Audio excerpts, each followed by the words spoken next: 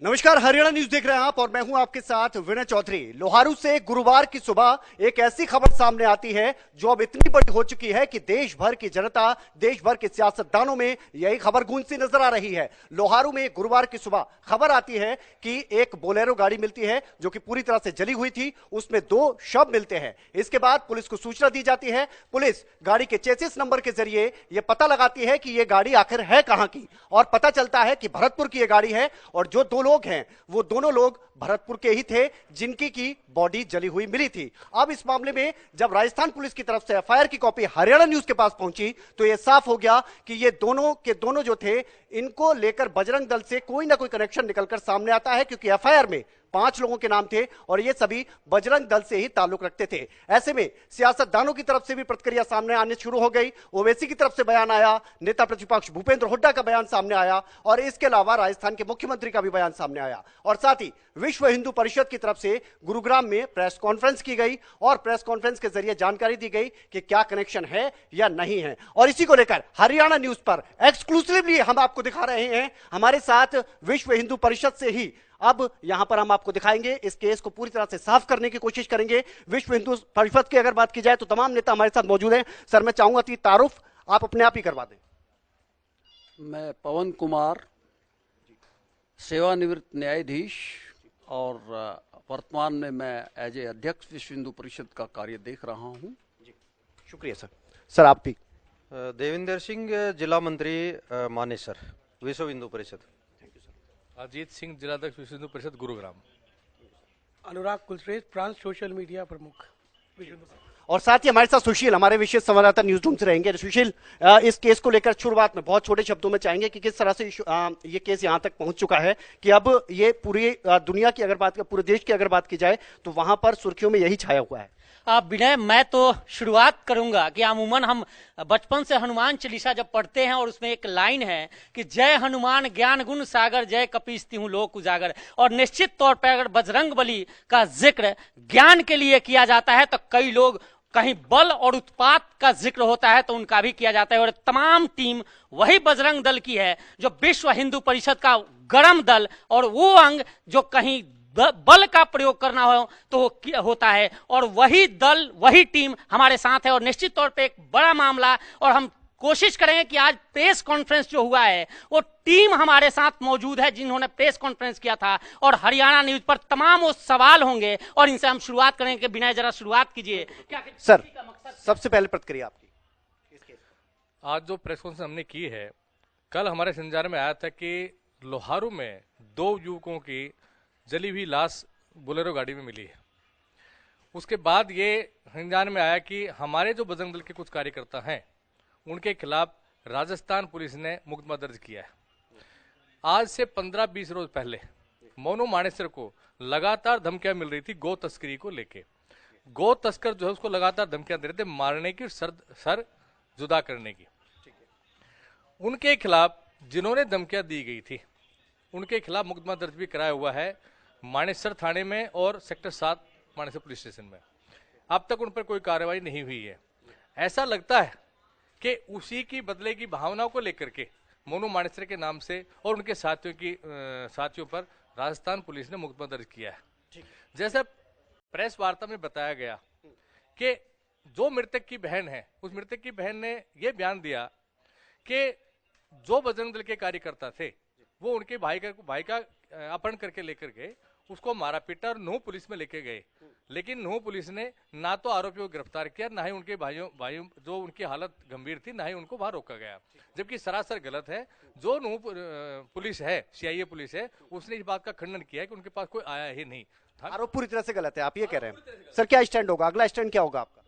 अगला स्टैंड ये होगा कि बजरंग दल के कार्यकर्ता अनुशासित कार्यकर्ता है, हमारे विश्व हिंदू परिषद का ही एक आयाम है, और हमारे कार्यकर्ता इस तरह का कोई काम नहीं करते। कानून के तहत और पुलिस के साथ मिलकर गौ तस्करी को रोकते हैं। और ये जो मामला है, क्योंकि गौ तस्करी एक व्यापार से मिलता जुलता है, उनको लाभ होता है इससे, गौ तस्करी से गौ हत्या करके गोमांस बेचते हैं, तो उनके इस व्यापार में रुकावट बने हुए हमारे गोरक्षक। तो इनसे दुश्मनी साधने के नाते से एक षड्यंत्र के तहत उनको इस मामले में भरतपुर के इस इन हत्याओं में शामिल किया जा रहा है, जो गलत है बिल्कुल, और एक षड्यंत्र है। और हमारा विश्व हिंदू परिषद बजरंग दल और सारे समस्त हिंदू समाज और संगठन इस पे 26 तारीख को पटौदी में महापंचायत कर रहे हैं, फिर अलवर में करेंगे और फिर जयपुर में करेंगे। पूरे देश में आंदोलन चलाएंगे और ये जांच का विषय है। उससे पहले, जांच होने से पहले प्रशासन और राजस्थान पुलिस से हम आग्रह करते हैं कि हमारे कार्यकर्ताओं को, उनके परिवार को किसी भी तरह से तकलीफ ना पहुंचाई जाए, उनको हरासमेंट ना की जाए, उनको ना उठाया जाए और ना ही उनको जेलों में डाला जाए। और सर, अगर राजस्थान पुलिस की तरफ से ऐसा होता है, मान लीजिए उनको बातचीत के लिए बुलाया जाता है या फिर आगे आने वाले दिनों में गिरफ्तारी होती है, तो फिर क्या? अगर शक की बिना पे किसी का नाम लिखा दिया जाता है FIR में, ये केस जो है हमारी पहले तो विश्व हिंदू परिषद की बहुत सहानुभूति संवेदना है मृतक के परिवार के लिए, लेकिन गौ रक्षकों का इसमें नाम लिखवा देना, मोनू और उसके 4 साथियों का, ये बिल्कुल सरासर गलत है।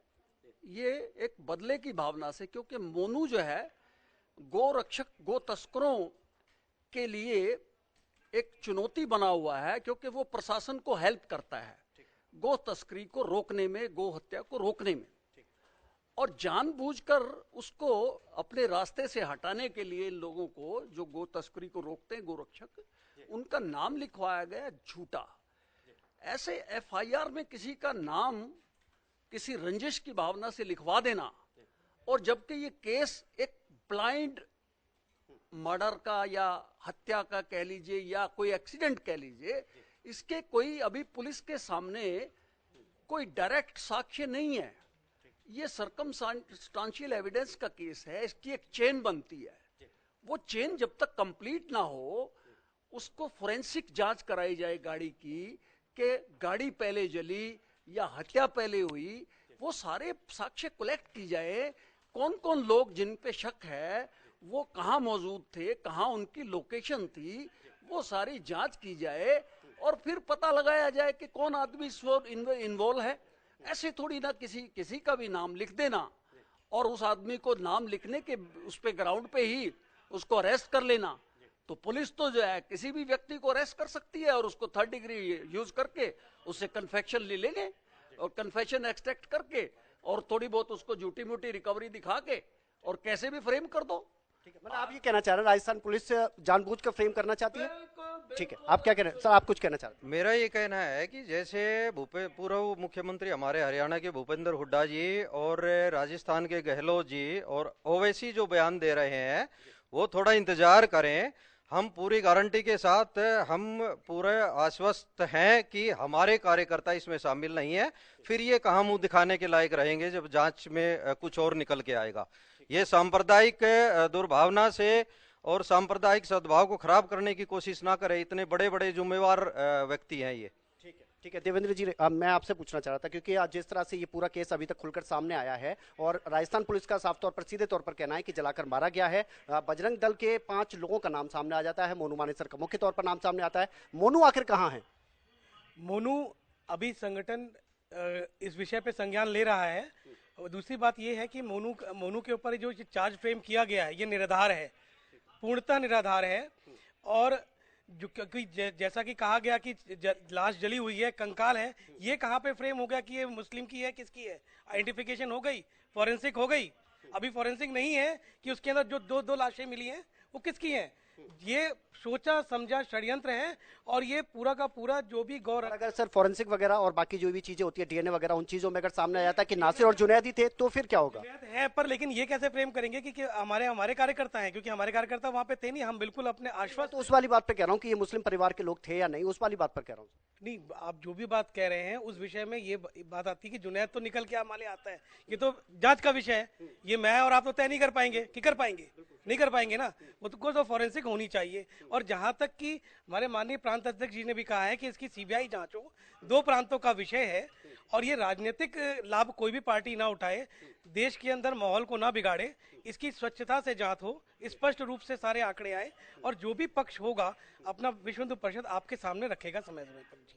सर मोनू की अगर बात की जाए तो मोनू पर पहले भी कई तरह के गंभीर आरोप लगते रहे हैं। एक युवक को भी गोली मारने के आरोप लगे थे। ऐसे में अब मोनू की तरफ से सोशल मीडिया के जरिए एक बयान सामने आता है। सोशल मीडिया को अगर हम देखें तो पुलिस उस तरीके से उसको नहीं लेती, वो तो अपनी जांच पड़ताल के बाद ही उसको देखेंगे, लेकिन उसने एक पक्ष रखने की कोशिश किया है। तो अब आगे हम क्या देखें, क्योंकि जिस तरह से आप कह रहे हैं कि पूरी तरह से फ्रेम कर दिया गया है तो मुश्किलें तो बढ़ेंगी।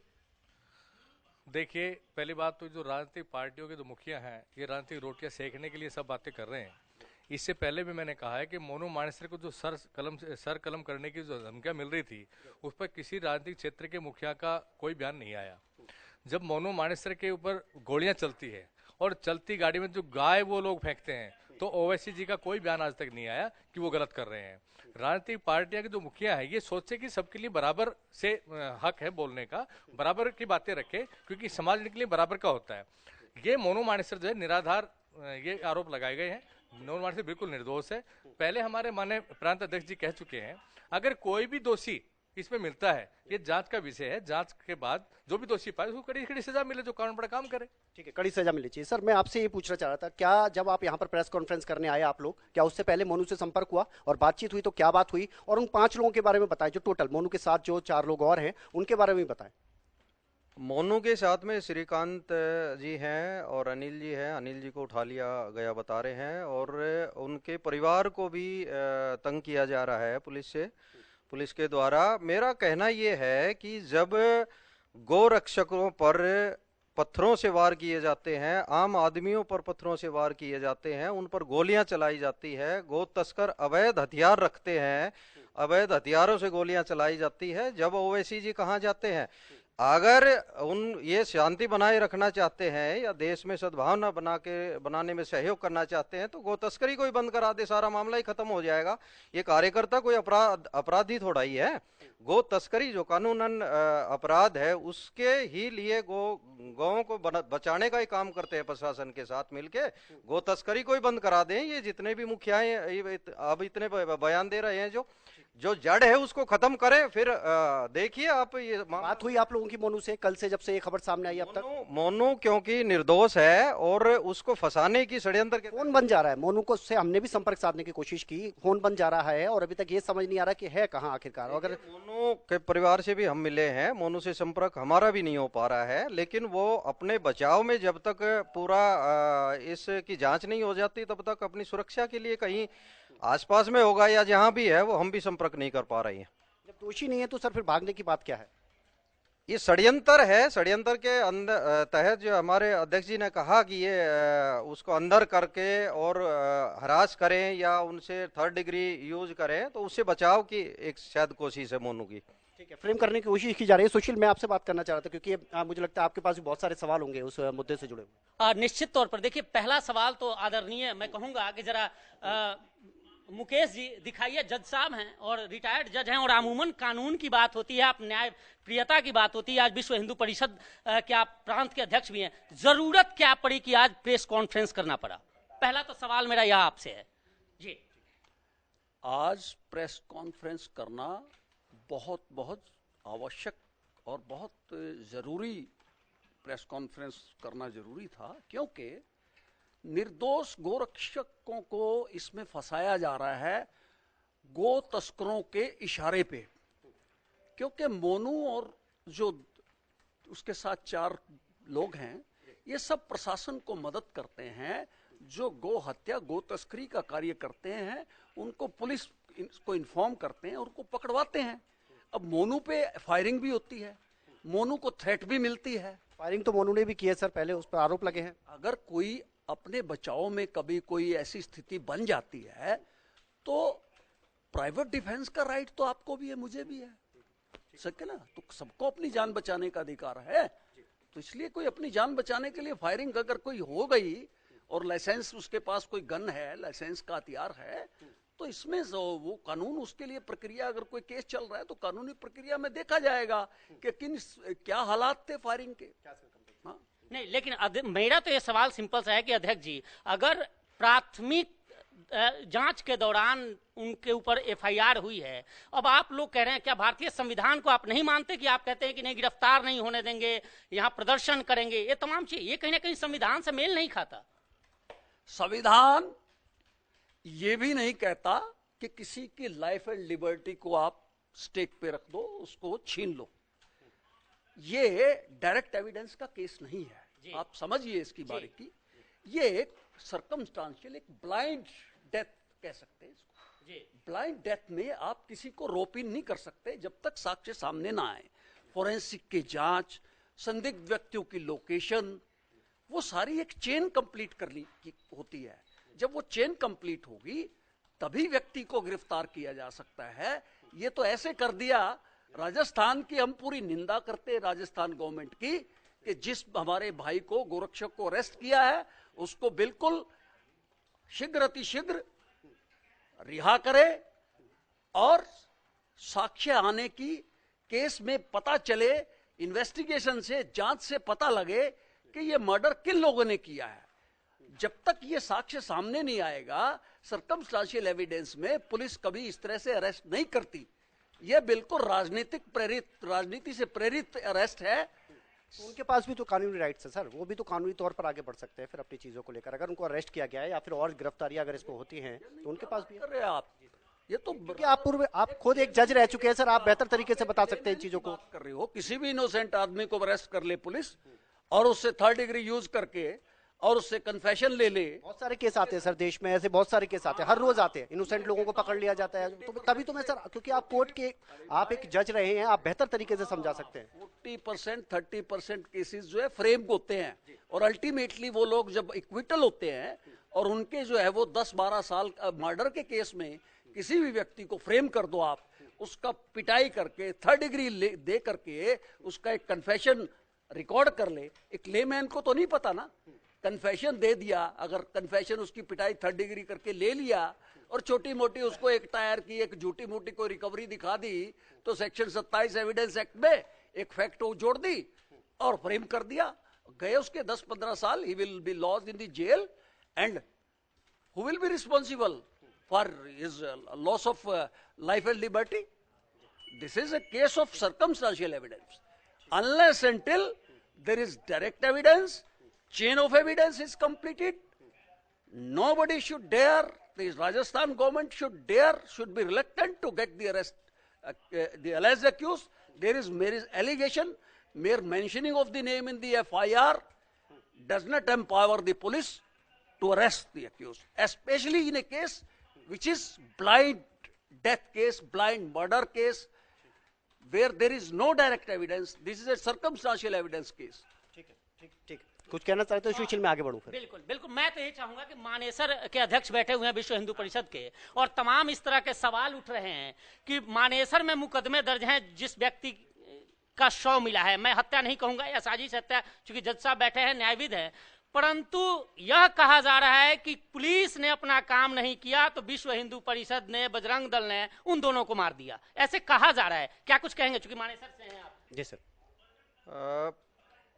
ये देखिए, पुलिस नहीं कहूँगा मैं, हमें जो लग रहा है, जो टीवी पर भी जो बयान आ रहे हैं राजनीतिक लोगों के, बहुत सारी हत्याएं होती है, 1 भी होती है, 2 भी होती है, 10-10 भी होती है, लेकिन इस तरह से प्रांत के मुखियाओं का या पूर्व मुखियाओं का इतनी जल्दी बयान आना, ये एक षड्यंत्र की बू जो है ना आने लगी है इसमें, और ये एक बनावटी हमारे कार्यकर्ताओं पर थोपा जा रहा है, एक राजनीतिक फायदा उठाने के लिए, राजनीतिक लाभ उठाने के लिए सीधी सीधी हम उन पर, वो हमारे कार्यकर्ताओं पर आरोप लगा रहे हैं। लेकिन इतनी जल्दी इस उस पर डिसीजन पर पहुंचे हैं, ये इतने प्रांत के मुखिया हैं, वो मुख्यमंत्री है या पूर्व मुख्यमंत्री है या बड़ी पार्टी के मालिक हैं, वो इतनी जल्दी, यानी इसका मतलब ये है कि ये सारा राजनीतिक षड्यंत्र है हमारे कार्यकर्ता, और हम ये गारंटी से कह रहे हैं कि हमारे कार्यकर्ता उसमें शामिल नहीं है।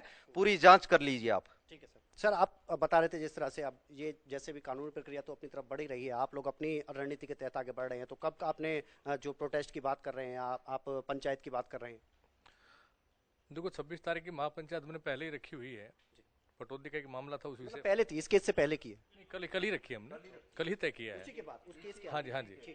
तो महापंचायत का पहले हमने आयोजन पटौदी में कर रखा है, और जब मोनू मानेसर ने लाइव आकर के अपनी प्रतिक्रिया व्यक्त की है कि वो वहां पर मौजूद ही नहीं था, तो जांच का विषय है, पुलिस जांच करे और जांच के बाद पता लगेगा भी कौन दोषी कौन निर्दोष है। और जांच के बाद ही कार्रवाई करनी चाहिए। ऐसे मतलब धूड़ में लठ नहीं मारना चाहिए कि भाई एफआईआर का झूठा नाम लिया, एफआईआर लॉन्च की और अरेस्ट कर दो, तो ये सरासर गलत है, ऐसी गिरफ्तारी नहीं होनी चाहिए। और आगे तक हम देखते हैं, क्योंकि अभी मोनू जिस तरह से अभी सामने आए नहीं हैं, वो अपना बचाव कर रहे हैं, और ये बचाव अगर इसी तरह से चलता रहा, पुलिस और ज्यादा संदिग्धता से तलाशी करती रहेगी, तो फिर आपका आगे क्या स्टैंड होगा? नहीं, पुलिस से हमने सीबीआई से सीबीआई जांच कराने की मांग की है, केंद्र सरकार से मांग करते हैं सीबीआई जांच कराई जाए, जो दोषियों को सजा मिले। कभी भी संगठन ऐसा जघन्य अपराध करने की शिक्षा नहीं देता, कभी संगठन लागू नहीं करता। ये गो तस्करों को रोकने के लिए काम करता है, वो भी पुलिस प्रशासन के साथ मिलकर के। इससे पहले इस प्रकार की कोई घटना नहीं घटी। वो जो आप मेवात बिल्कुल नजदीक है, हरियाणा में मेवात ही गो तस्करी का केंद्र है, जो धड़ल्ले चलता है, और मोनू मानेसर और उसकी टीम रोकने का काम करती है। वो इसको बीच से निकालना चाहते हैं ताकि उनका व्यापार धड़ल्ले से चलता रहे, और व्यापार के षड्यंत्र के लिए ही इसका नाम लिखाया गया है। हो सकता है जो भी गो तस्कर थे जिनकी मृत्यु हुई है, वो मृत्यु कैसे हुई है वो तो वो जाने, या इंक्वायरी करेंगे अफसर, वो उनको मिलेगा साक्ष्य कैसे मृत्यु हुई है। लेकिन गो तस्करी हो सकता है आपस में वो जो गो तस्कर है उनके आपसी रंजिश हो सकती है। तो ये कहना गलत है कि मोनू और उसके साथियों ने उनकी हत्या की है, इसकी हम निंदा करते हैं। ये भी जो भी चीजें अभी निकलकर सामने आई, क्या आप विश्व हिंदू परिषद की तरफ से इसलिए कहा जा रहा है कि जो मरने वालों का जिनका नाम सामने आ रहा है, जुनैद का और नसीर का, क्या वो लोग जो थे उनके खिलाफ भी पहले से मामले दर्ज हैं गौ तस्करी को लेकर?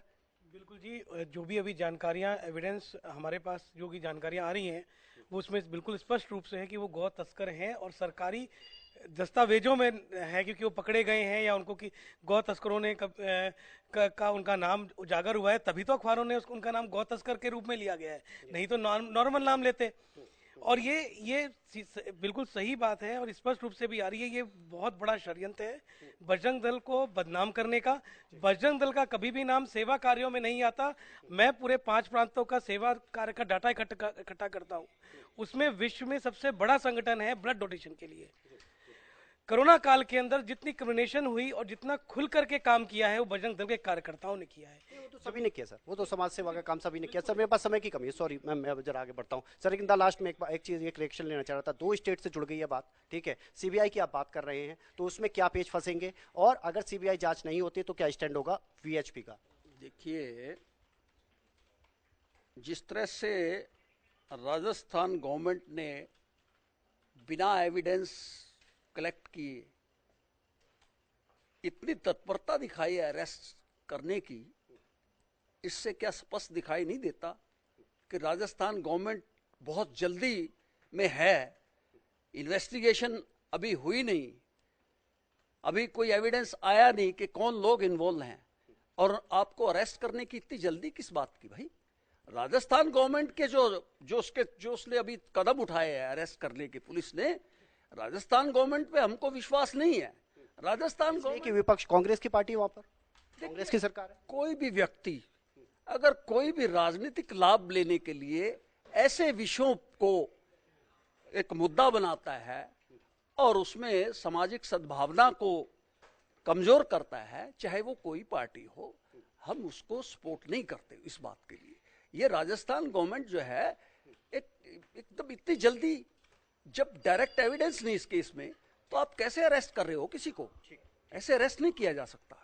बहुत शुक्रिया, बहुत शुक्रिया आप सभी लोगों का, क्योंकि आप लोगों ने खुलकर यहाँ पर बातचीत की हम लोगों के साथ। सुशील, बहुत शुक्रिया आपका भी। कुल मिलाकर हरियाणा न्यूज पर विश्व हिंदू परिषद के तमाम नेता मौजूद रहे। उन्होंने खुलकर ये कहा है कि सीबीआई जांच की मांग करते हैं। राजस्थान पुलिस कहीं ना कहीं फ्रेम करना चाहती है बजरंग दल के जो भी लोग इसमें शामिल हैं, जिनका नाम लिया गया है एफआईआर में, लेकिन ये जांच के बाद ही साफ हो पाएगा कि क्या इसमें बजरंग दल के जो नाम सामने आ रहे हैं लोगों के, वो इसमें इन्वॉल्व है नहीं, या फिर पूरी तरह से इन्वॉल्व हैं। क्योंकि इसको लेकर अब ये जो चीजें हैं बहुत ज्यादा उलझती हुई नजर आ रही हैं, केस काफी पेचीदा होता जा रहा है। फिलहाल हमारे साथ इस खास पेशकश में इतना ही। एक ब्रेक के लिए रुक रहे हैं, आप बने रहिए हरियाणा न्यूज के साथ।